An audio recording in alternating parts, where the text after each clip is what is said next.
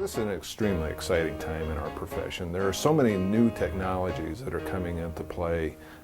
There are so many new opportunities with respect to how we can use the tools that are available to us. And so becoming a member of MAPS and having the opportunity to learn about those technologies and how other members of the MAPS organizations can benefit you is extremely valuable. The benefits that MAPS presents its members in terms of understanding the technology and understanding what options are available to us is tremendous. And being able to have those options presented to you in a single form is extremely beneficial to not only myself and my organization, but it also gives us the ability to learn about new technologies, which is extremely important as well. The fact that MAPS is an organization that promotes networking and partnership among the companies has been a constant through the 25 years of MAPS.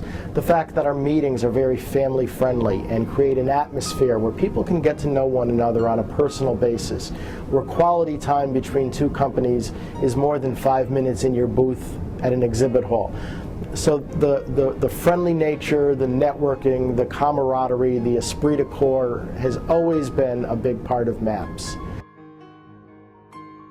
The most important thing that MAPS does every year is when the members come to Washington in March for the Federal Programs Conference. It is extraordinarily important that the MAPS members do this, and it has become more and more successful year after year after year. There is a long list of legislation that MAPS has been able to get passed into law that is because of the efforts of the members in coming to Washington, participating in the Federal Programs Conference, talking to their congressmen and senators, and promoting this legislation.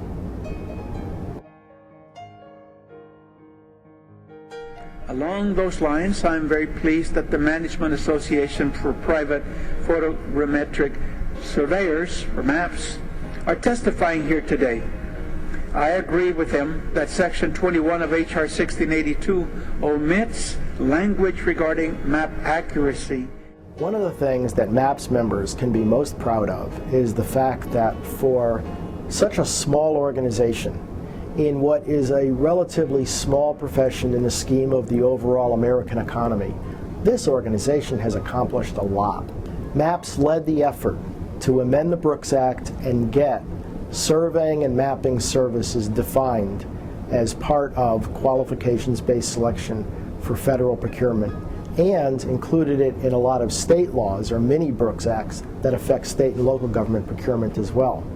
MAPS led the effort to enact the FAIR Act, the Federal Activities Inventory Reform Act. It's the most significant contracting out and privatization legislation that Congress has passed in decades. MAPS won passage of legislation establishing guidelines that directs the state transportation departments, the state highway departments, to use the private sector for surveying, mapping, photogrammetry, and related geospatial services. It was MAPS that wrote and was able to get through Congress legislation creating a geospatial management office in the Department of Homeland Security after that department was created in the federal government after 9/11. Again, it was MAPS that got aerial photography back up in the air after 9/11, long before any other types of specialty aircraft contractors were able to resume operations. MAPS has a tremendous influence that is much larger than the size of the organization.